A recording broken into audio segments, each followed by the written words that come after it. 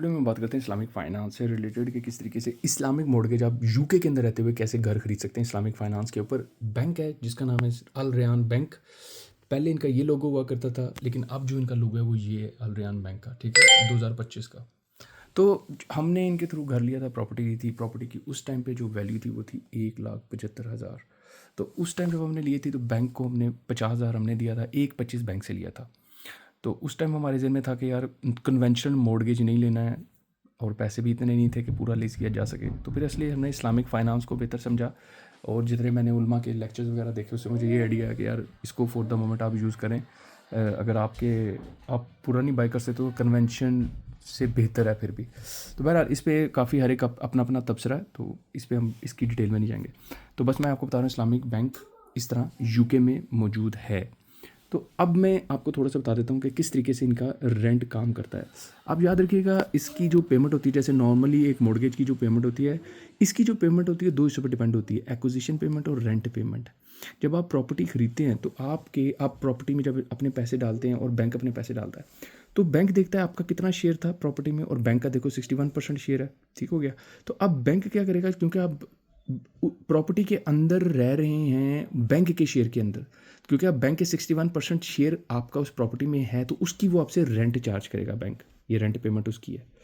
और दूसरा आपका शेयर जो है इसके अंदर है, आप क्या करेंगे, बैंक का ये 61 में से थोड़ा थोड़ा शेयर खरीदते जाएंगे हर मंथ। इसको ये कहते हैं एक्विजिशन पेमेंट।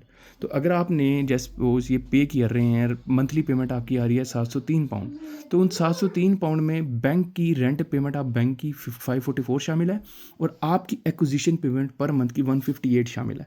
तो अब सीन ये है, ये अगर आप देखो 2022 से लेके 2023 सितंबर अक्टूबर से लेके इस पे मेरा जो एक्विजिशन थी वो 38.48% थी, और बैंक का शेयर 61 था।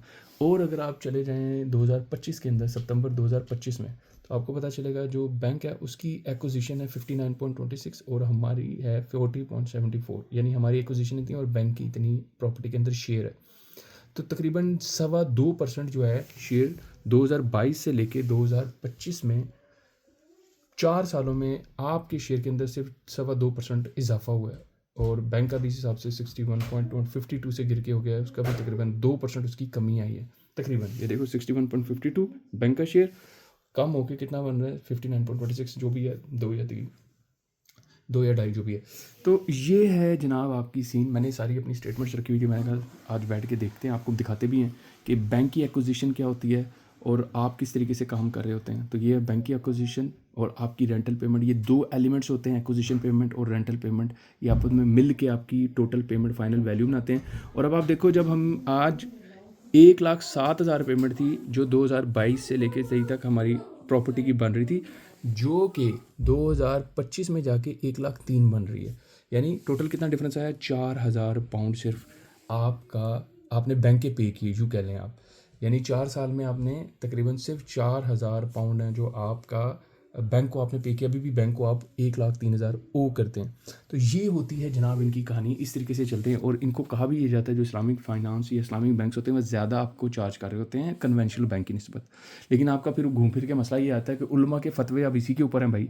वो कहते हैं कि यही एक इस्लामिक है, फाइनेंसिंग है, यही एक प्रॉपर तरीकाकार अगर आपको घर ख़रीदना है। तो अब ज़ाहिर आप मजबूर हैं, आपको बेशक महंगा है, लेकिन अब ये होता है जब ज़्यादा लोग इसके अंदर घुसेंगे तो ऑटोमेटिकली आहिस्ता आहिस्ता चीप होना शुरू हो जाएगा। लेकिन बहरहाल आपके सामने अब आपकी मर्ज़ी, आप इसको ये समझें कि एक कान इधर से पकड़ लो या उधर से पकड़ लो, ये कह सकते हैं आप, या आपकी मर्ज़ी। आपने कन्वेंशन में क्यों लेना है, आप सिर्फ महंगा करके इसमें नहीं लेंगे और कन्वेंशन में लेंगे, फिर तो आपको 100% एक गलत चीज़ की तरफ जा रहे हैं। इसमें तो फिर भी डाउट आपको होगा ना कि डाउट है आपको, जिसमें शरिया के सर्टिफिकेट्स इनके पास मौजूद हैं। इसकी वेबसाइट को चेक करना, अच्छे तरीके से स्टडी करना आपके, ताकि डाउट क्लियर हो। बाकी आप अपनी अपनी मर्ज़ी है, मैं किसी को नहीं, इस बैंक की तरफ से मैं कोई आपको एफिलिएट नहीं हूँ, या मैं आपको कहूँ कि इसको आप नहीं, बिल्कुल ना लें।